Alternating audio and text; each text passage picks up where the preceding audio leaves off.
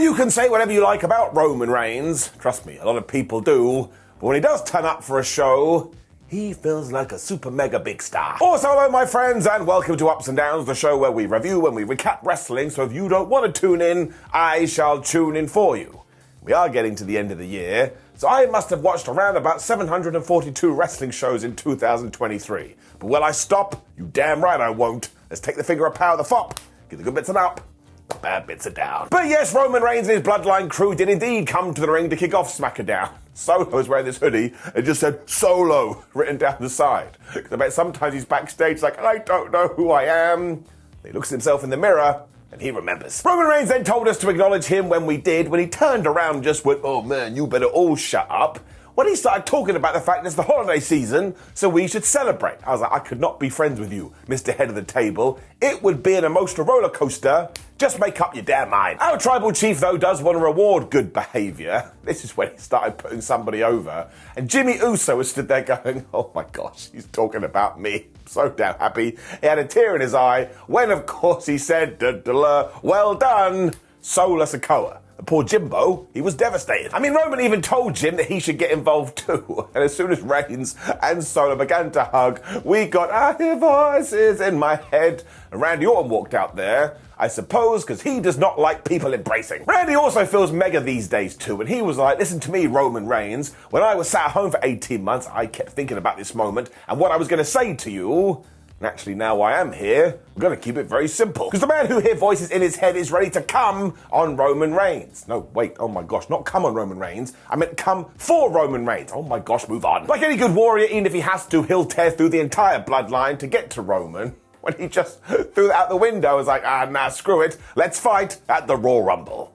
Oodalali. As ever, Roman decided he would just be an emotional bullet here, because he was like, well, that's great, Randy, that you've been thinking about me. But do you know how many times I've thought about you over the last year and a half? None. Zero. Nada. Go away. He then told the Viper he should listen to those voices in his head and never come back into his ring again, because this ain't 2007, pal, and you're not relevant anymore. So Randy was like, well, I tell you, right now when I look at you, you do come across as a legend, but never forget I, Randall Keith Orton, are the legend killer.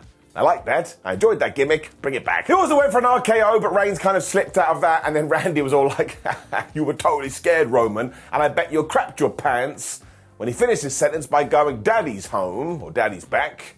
Like, well, we're getting kinky. So we shall do this at the pay-per-view premium live event, and I actually think it feels like a massive match. The only real issue is I don't think WWE can do another, the bloodline interferes again, especially because we're going to be in 2024. I think you need to come up with something new. However, there is stuff later on that may tie in either way though. It was the traditional WWE opening segment, but they just felt like megastars. I've talked about it, getting it up. We then got into our United States tournament after this. And I did not see it coming. Because it absolutely ruled here, because we had Grayson Waller taking on Carmelo Hayes. So it was like NXT had snuck up onto the main roster. Logan Paul popped up on the big screen as well during their entrances to do an in-promo thingamajig where he was like, Carmelo Hayes, nobody even knows who you are. But I tell you, if you've been wondering how WWE sees Carmelo, well, put your hands together. He only went and flubbed one. He totally smashed it too, which should be no surprise. And this Grayson Waller, honestly, I know he loses every single week, but the man just gets it. Like, he put on a terrific performance here, and we know what he can do on the microphone. You give it 12 months or so, this guy's going to be the real deal. He did get smashed over the top rope when we cut to commercial. Then when we came back from the ads, Grayson was just in control. I was going to do my joke when I made something up, but WWE then showed it. He stomped on Hayes. That's the end of that one. Ruined my fun. He also followed up with a flatliner for a 1-2-ooh, so Carmelo came back with a face buster for a 1-2-ooh. When Waller did this move, it actually made me go, well, what the flub was that? You have to go and watch it, because he and Carmelo were on the ropes, and he kind of took his leg and put it around Hayes' head, and then he did the flippy-dippy-doo-dah thing, and I'm sorry, that should probably be his finish. It looked totally wild. He then actually did go for his finisher, but Carmelo cut him off. He hit the first 48, he went to the top, he got nothing but net, and he pinned him. 1, 2, 3. I was sat there like this. I could not believe it. So I'm intrigued to see how this ties into the NXT stuff with Trick Williams, but next week, tiny spoiler, he is going to be taking on Kevin Owens. So all of this is absolutely fascinating. Give it a nap. Orton was then slithering backstage too, he bumped into LA Knight. Now, Knight was worried about maths here because he had realized, wait a minute, Randy, you are outnumbered when it comes to the bloodline, so maybe I should hate you. When Orton was like, we've already been through this. I don't need your assistance, and if you want to remain buddies, you better leave me alone. So you could cut the sexual tension with a knife here, but Knight still doubled down. He was like, well, don't you forget this, Mr. Orton. I'm the one who's going to take everything from Roman Reigns, so stick that in your pipe, and don't you forget it.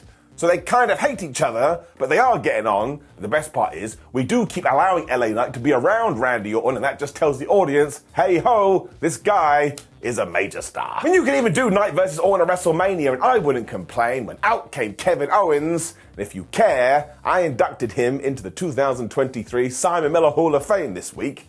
Now, that means absolutely nothing, but I did do it, and I'm sure if Kev finds out about this, he's going to be over the moon. It was also the start to a US title tournament match. I was laughing out loud because he was taking on Austin Theory, and even though his buddy Grayson had been defeated, Austin lost too. But honestly, these two dudes are so good together, they could probably lose forever, and I'd still like them. I mean, I'm so into them. If they win the tag team titles in 2024, I'll do the Dance of Joy. And Logan Paul was back here, and he was like, ho, ho, ho, Kevin Owens dresses like a fifth grader. Like, he's just wearing a t-shirt. I don't know what that means. Otherwise, though, I thought this was one of Austin Theory's best matches in ages. And, of course, KO has a big flashing red wound at the moment because he has broken his hand. So even though he was beating up Austin for a little while, eventually Theory was like, I wonder if I attack those digits, it will help. And it did. Kevin Owens was in pain. He also absolutely smashed him into the ring apron, which is the hardest part of the ring. But Owens then came back by just headbutting Austin Theory. You could actually see the life escaping from his soul. He also hit the splash of the frogs, but of course he couldn't get a proper cover because of his hand. When of all things, Austin Theory hit a Spanish fly. He got a 1-2 ooh. And that's when I realized I don't actually know who's going to win here. So it's a round of applause. It got so out of control that Austin was trying to win by counter at one point, and when Kev went for the stunner, he wasn't able to, which is when he kind of went, wait a minute, I'm wearing a cast on my hand, and I don't care about this schmo. So he just smashed him in the face. Theory went down like a ton of bricks, and bless Kevin Owens. He looked around at the fans like, should I pin him? Is that moral? But he did it anyway, and he beat him. And it is true as well, not every single babyface could get away with this. That's why KO did get in my Hoff, which is a very strange sentence to say. And like I say, next week we're now doing Kevin Owens versus Carmelo Hayes. I need that in my tum-tum. Roman Reigns was then backstage in his locker room.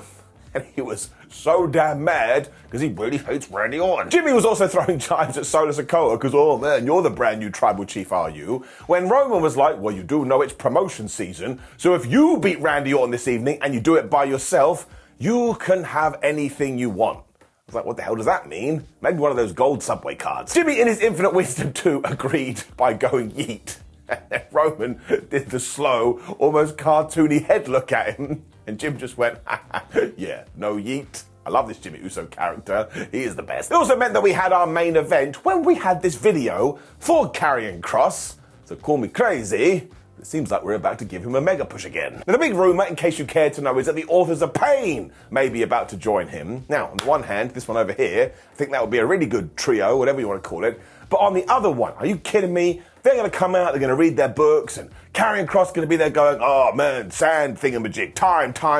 It's just going to be absolutely crazy, and I'm not going to know what the flub they're talking about. We also saw Kevin Owens backstage too, when Cameron Grimes walked up to him and just like, whoa, I'm really happy you knocked out Austin Theory. I've wanted to do that for ages. It's like, what a strange conversation. This is when Carmelo Hayes found Kev as well, and they just bigged up the fact they are having a match next week. And Carmelo Hayes told him, listen, Kevin Owens, there's no way I can lose. Now, I think he is going to lose, but either way, if he has a banger with Kevin Owens after the banger this evening, screw it. Call Carmelo Hayes up and let him cook. Then got some really sad news, because we got the follow-up from last week, and yes, after that horrible fall in her match with Asuka, Charlotte Flair is not only injured, but she is going to be out for 9 months. That absolutely sucks. So as always, it's just all the positive thoughts to her, and I hope she can come back sooner rather than later. This is why we need to respect professional wrestling always. It is a damn dangerous sport. We then had this damage control video. Look at me, I'm covering my own eyes like a weirdo. This was absolutely brilliant, because not only did they have all this over-the-top music, but Bayley was just like, listen, Dakota Kai, she's the brains. Io Sky, what an amazing champion. The Kabuki Warriors, they're going to win the tag team titles, and I, Bayley, I'm going to win the Royal Rumble, and I'm going to take that championship off Rhea Ripley.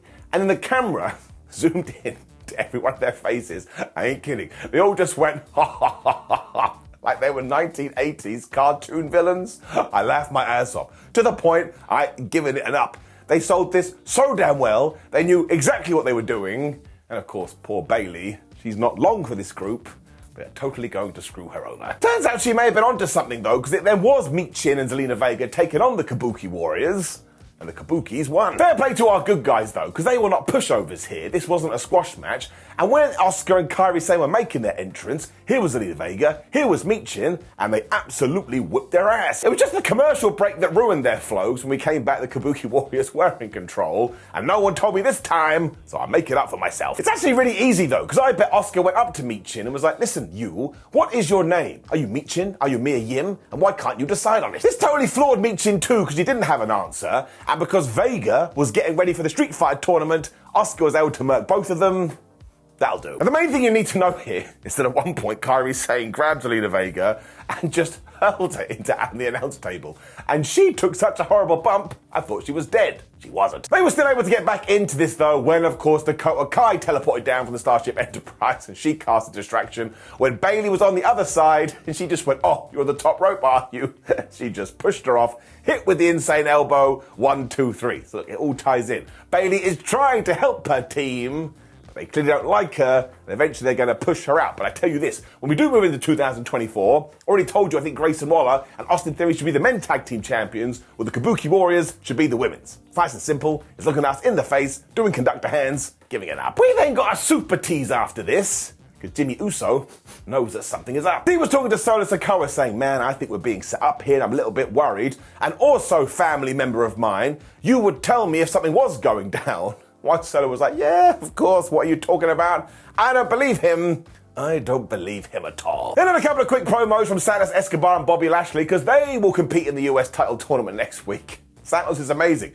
He still managed to sneak in, I tell you who I don't like, Rey Mysterio. But Escobar, I get it. Bobby was just amazing here too, and Angelo Dawkins and Montez Ford behind him going, yes, we love you, Bobby Lashley. We've talked about this, we'll talk about it again. They are not heels, they are not bad guys. Let's just turn them into baby faces and push them to the moon. It also meant we had zoomed through another episode of Smackdown, because 2 hours is the perfect length for a wrestling show, and we got to our main event, Randy Orton taking on Jimbo Uso. Now obviously you knew that Randy was going to win here because the story dictated it, but I did not see all the shenanigans coming. I thought it was a very fun roller coaster ride. Thankfully, Jimmy was no slouch here either, and he was getting a lot of licks in, including at one point, Orton was going for the draping DDT, you know, when he goes, ha, blah, blah, blah, blah, and he does the move, and Uso back body dropped him to the floor. I was like, man, that looked like it hurt. It was mostly a tease because Randy was unable to get his DDT in anyway. Just when he was about to hit the RKO, Solo Sikoa must have been stood by the curtain saying, listen, if he goes for his finisher, you hit play on my music. And somebody hit play. The thing is though, LA Knight must have literally been stood to Solo backstage, because he didn't even make it halfway to the ring when LA Knight's music started to play and he took out Solo Sikoa. This is when Jimmy tried to sneak up behind Randy Orton. Randy was like, nope. He smashed him with the RKO and he just beat him. Made me laugh. Happened so easily. Knight was then going to do something, but all of a sudden Roman Reigns was here and he took out La when he got in the ring, and we were not standing on ceremony here, Mr. Wayne, because him and Randy Orton just got into it. Just when Orton was going to get the better of the two, Jimmy Uso had taken a Phoenix down, and he was helping out as well. Damn it. Thankfully, Knight had consumed a med pack as well, so he got involved. But because maths, which LA Knight had been worried about, was against them, the audio guy was back doing everything because AJ Styles' music hit, and finally, after all this time, he made his return to Smackdown, and he beat up the Bloodline too. As he would, they whooped his ass last time. He also took out Roman Reigns with the phenomenal forearm, and just when they were stood there like the greatest trio you'd ever seen, AJ took a few steps back, and he absolutely destroyed LA Knight with this clothesline. And at first you were like, what are you doing? But man, it makes all the sense in the world, because when AJ Styles was taken out, who just sauntered in and took his spot teaming with John Cena? It was none other than La Knight. Everybody also freaked out about this. Randy Orton was freaked out and Roman Reigns was freaked out. And I think we're about to do some sort of a three-way between Randy Orton, AJ Styles and LA Knight, and the winner takes on Roman Reigns at the Royal Rumble. So I'm sorry, that is a lovely cup of tea, and I am giving it an up. Which brought us to the end of Smackdown, and I'm going to give it an up as well. People cannot stand it when there's all ups and no downs. But once again, WWE tried to do some stuff, and everything they tried to do, I thought they absolutely nailed it. Now please do click the video on the screen, which is ups and downs for AEW Dynamite, because it's good to support all the professional wrestling, especially at the moment. Interact with the video, subscribe, but otherwise, have a lovely damn weekend, and I'll see you next week.